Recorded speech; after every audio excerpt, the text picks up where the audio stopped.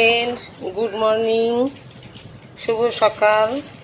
আমি সকালের জন্য আজকে রুটি বানাচ্ছি। নাস্তাতে আমার রুটি হচ্ছে, আর আমি চা বানাবো।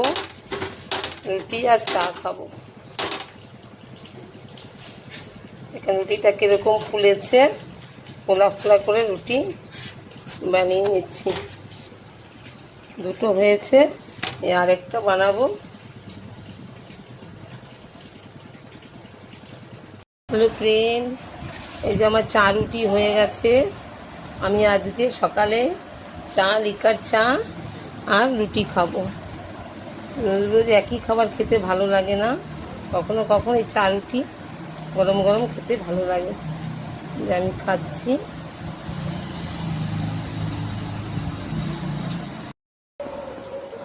এই শাকটার নাম কি আপনারা জানেন?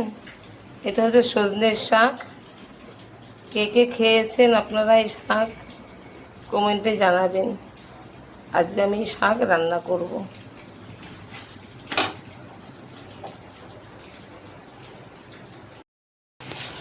হ্যালো ফ্রেন্ড, আজকে আমি বানাবো সজনের শাক ভাজা। তেলের মধ্যে আমি রসুন কুচিয়ে আর কাঁচা লঙ্কা কুচিয়ে দিয়ে দিয়েছি। একটু ফ্রাই হয়ে গেলে শাকটা দিয়ে দেবো। এই সজনের শাক ভাজা আপনারা কে কে খেয়েছেন আমাকে কমেন্টে জানাবেন। আর ভালো লাগলে একবার খেয়ে দেখবেন। খুব উপকার এই সজনের শাক ভাজাতে।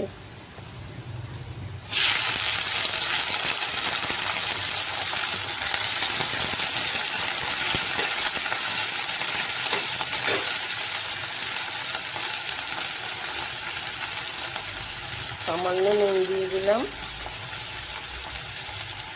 আর অল্প করে হলুদ দিয়ে দিলাম।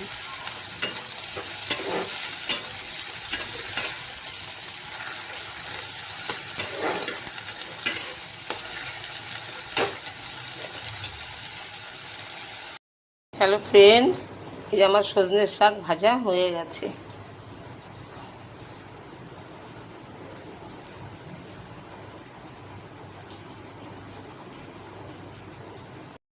ফ্রেন্ড, এই যে আমি আজকে পান্তা ভাত খাবো। কটা ভাত ছিল, জল ঢেলে রেখেছিলাম রাতে, তাই পান্তা ভাত খাবো।